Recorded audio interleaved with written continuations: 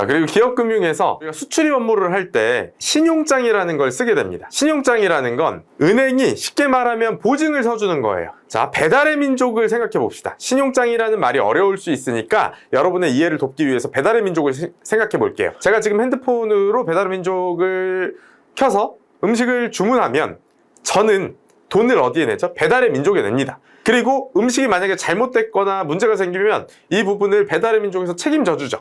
제가 거래한 사람은 사실은 만약에 짬뽕을 시켰다고 했을 때 중국집 짬뽕집 사장님이 아니라 배달의 민족이랑 저는 거래를 하는 거고, 그리고 그 짬뽕집 사장님도 배달의 민족이랑 계약을 해서 음식이 저에게 오게 되죠. 소정의 음식 비용을 배달의 민족에 내면 이 음식이 저에게 배달된다는 거에 대한 보장을 받고, 만약에 음식이 잘못돼서 온다면 그걸 배달의 민족에서 저에게 이제 음식이 안 오거나 하면 보상을 해주죠. 자, 이런 식으로 은행에서 기업 고객들이 해외로 수출을 하거나 수입을 할 때 이렇게 이제 문제가 생기기 때문에 이 사람이 나는 돈을 해외에다가 입금을 했는데 배달의 민족은 바로바로 그게 결정이 되지만 해외 수출입은 배 타고 물건이 건너오는데 한참 걸리잖아요. 그래서 물건이 오고 났는데 물건이 다 썩어 있을 수도 있고 파손돼 있는 거일 수도 있고 이런 문제가 있을 수 있기 때문에 이 수입한 사람은 돈을 주는 게 리스크가 있고, 그렇다고 이제 수출업자가 물건을 먼저 배송하자니 수출업자도 리스크가 있고 물건 보냈는데 돈 못 받을 수도 있잖아요.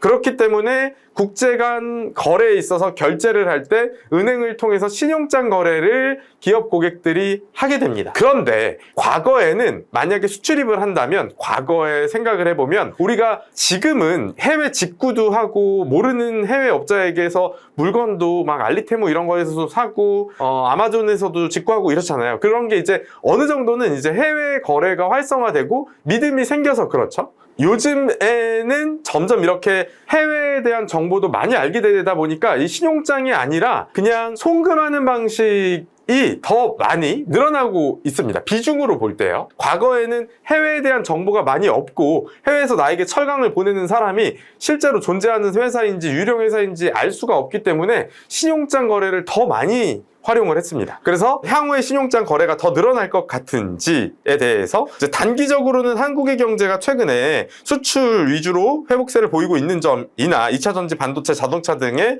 수출 회복세가 지속되고 있어서 이런 것들에 대한 원자재를 수출을 하거나 완성품을 수입하는 데 있어서 신용장 거래가 단기적으로는 늘어날 수가 있겠으나 장기적으로는 계속 신용장 거래의 비중이, 금액 말고 건수, 비중이 점점 줄어들어 왔습니다. 그 이유는 방금 이야기드린 것처럼 해외에 대한 정보가 이제 어느 정도는 많이 알게 되고, 한 번은 그냥 신용장 거래를 하더라도 이후에는 믿음이 생기고 나면 그냥 거래를 하게 될 수도 있겠죠. 그러다 보니까 장기적으로는 이런 대체 결제 수단이나 비트코인, 가상화폐 등 결제 수단의 디지털화로 인하여 신용장 거래가 장기적으로는 하락할 수 있다고 본다. 그리고 실제로 일반적인 송금, 그냥 단순 송금 방식이 가장 많은 비중을 차지하고 있고, 계속해서 과거에 비해서 현재로 오면서는 점점 송금 방식의 비중에서 일반 송금 방식과 신용장을 통한 결제 방식 중에, 신용장을 통한 건 은행을 통하다 보니까 이제 수수료나 이런 게 많이 들어가니까 일반적인 송금의 비중이 올라가고 있다고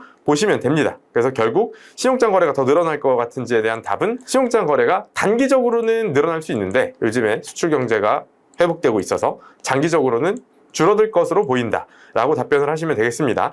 기업 금융을 하면 보통 수출하는 기업들에 대한 업무를 하게 될 텐데 신용장에 대한 개념을 설명해 주세요. 그래서 2024년 상반기부터 기업 금융에 대한 지원자들에게 신용장에 대한 질문이 대폭 늘어났습니다. 우리은행이 아무래도 기업금융의 명가이고, 그래서 이제 우리은행은 전통적으로는 대기업이나 이제 우량 기업, 수출 기업들을 많이 거래를 하다 보니까 이런 신용장 개념에 대해서 물어보거나 신용장에 대한 내용들을 물어보는 질문이 24년 상반기에 늘어났습니다.